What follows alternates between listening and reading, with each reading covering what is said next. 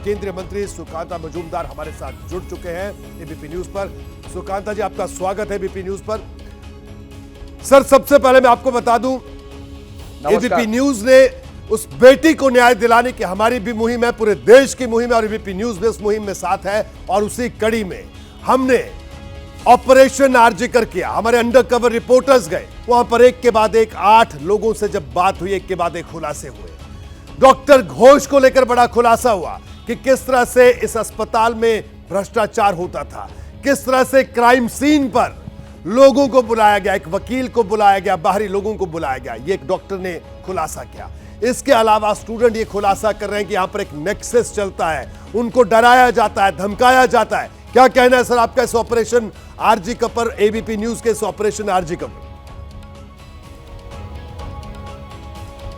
पहले तो मैं एबीपी न्यूज़ को बहुत बहुत धन्यवाद दूंगा, क्योंकि उन्होंने हमारे बेटी को न्याय दिलाने के लिए हमारे साथ ये जो लड़ाई में उन्होंने उतरा है, लड़ाई लड़ने के लिए, ये लड़ाई सच की लड़ाई है, सत्य की लड़ाई है। सत्य को बाहर लाने के लिए आपने जो स्टिंग ऑपरेशन किया, इसके लिए मैं एबीपी न्यूज़ को बहुत बहुत धन्यवाद देना चाहता हूँ। दूसरी बात है कि बहुत दिनों से जब से ये घटना घटी, और इससे पहले भी मैंने गवर्नर साहब को इस प्रिंसिपल के नाम से, उसके नाम पे कंप्लेन करके एक चिट्ठी भेजा था जी, लगभग 2 साल पहले, कि यहाँ पे करप्शन होता है, इस तरीके की काम होता है। और ये घटना घटने के बाद ये जो स्ट्रिंग ऑपरेशन आया, इसमें दर्शाता है कि हमारा जो आरोप था वो आरोप सही था, सच था, और वही बाहर आ रहा है।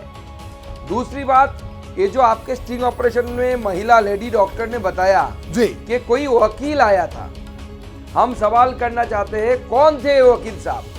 मुझे जहां तक पता चला है, पश्चिम बंगाल में हर मेडिकल कॉलेज में एक पेशेंट रगी कल्याण समिति बोलते बंगाली में, मतलब पेशेंट कल्याण समिति बोल के एक समिति होता है जी। उस हॉस्पिटल के समिति में कौन से लॉयर थे जिन्होंने उस समय गए थे, और जिन लोगों ने मिलकर बैठक की, और बैठक में डिसीजन हुआ कि इसको हम सुसाइड बोलेंगे। ये सवाल का आंसर ममता बनर्जी को देना है। क्यों ममता बनर्जी को देना है?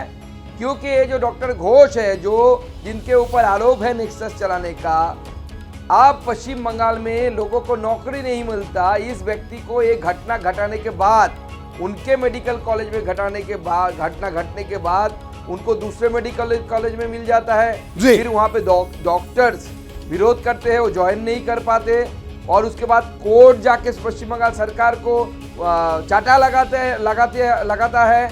उसके बाद उन्हें OSD to the health ministry किया जाता है। तो बिल्कुल सुकांता जी, एक और बड़ा सवाल। सुकांता जी, हमारे स्टिंग ऑपरेशन में अख्तर अली हैं, पूर्व सुपरिंटेंडेंट हैं। उनका कहना है कि डॉक्टर घोष के खिलाफ 15 शिकायतें उन्होंने की। सर, आप भी मंत्रालय चला रहे हैं, सोचिए किसी के खिलाफ 15 शिकायतें आती है, जिसके खिलाफ 15 शिकायतें आई उसके खिलाफ कोई कार्रवाई नहीं हुई, बल्कि अख्तर अली का ट्रांसफर कर दिया गया। बताइए इसे किस तरह से आप देखेंगे सर? यह बात भी स्टिंग ऑपरेशन में सामने आई है। देखिए, अख्तर अली साहब को मैं पहले तो बहुत बहुत धन्यवाद दूंगा। उन्होंने व्हिसिल ब्लोअर का काम किया। उन्होंने मुझसे भी पहले लेटर लिख के सरकार को बताया था, लेकिन वो बाहर नहीं आया। आरजीकर में जिस तरीके का नेक्सस चल रहा है, मैंने भी जो लेटर में लिखा है, और अख्तर अली साहब ने मुझसे पहले उन्होंने व्हिसिल ब्लोअर का काम किया। उन्होंने भी चिट्ठी लिख के सरकार को बताई। आप सुन के दंग रह जाएंगे। वो लेटर और कंप्लेन जो उन्होंने लिख के डॉक्टर घोष के खिलाफ की थी, सारे लेटर घूम फिर के फिर डॉक्टर घोष के पास भेज दिए गए। बताइए कितनी अंधेर करती है, और ये कितना बड़ा अपने आप में से कहा जाए कि इस तरह की स्थिति को तो अपराध की श्रेणी में रखा जाना चाहिए। सुकांता जी, आपका बहुत बहुत शुक्रिया एबीपी न्यूज से बात करने के लिए। तो बहरहाल हमारा ये ऑपरेशन आरजीकर जारी है, जिसमें एक के बाद एक बड़े खुलासे एबीपी न्यूज ने किए कि किस तरह से भ्रष्टाचार इस अस्पताल में हो रहा था, और किस तरह से इस अस्पताल में डराने की कोशिश हो रही थी स्टूडेंट्स को। जैसे ही घड़ी का काटा दोपहर 2:30 पे आए, बबीता जी का दिल सास बहू साजिश के लिए मचल जाए। और ये है इनकी बहू, पूरे दिन ऑफिस की टेंशन हो जाए गॉन जब ये करें अपना फेवरेट शो फ्री टाइम पे ऑन।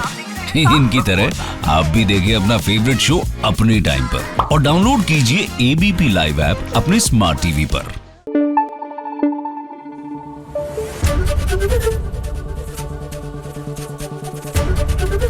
एबीपी न्यूज आपको रखे आगे।